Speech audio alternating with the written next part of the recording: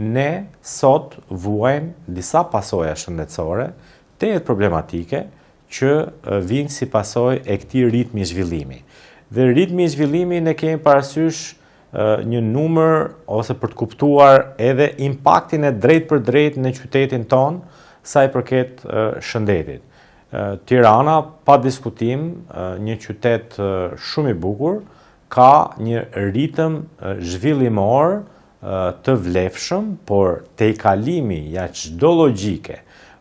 për numrin e automjeteve të cilët frekuentojnë apo posedojnë qytetarët e këtij qyteti dhe më tej akoma frekuentojnë qytetarët nga të gjithë Shqipëria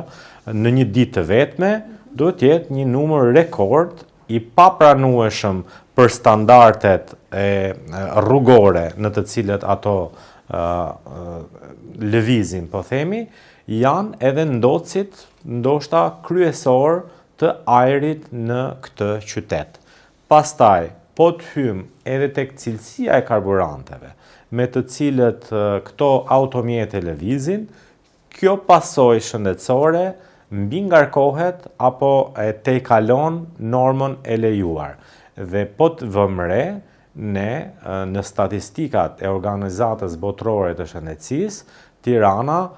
renditet si një ndër qytetet më të ndotura,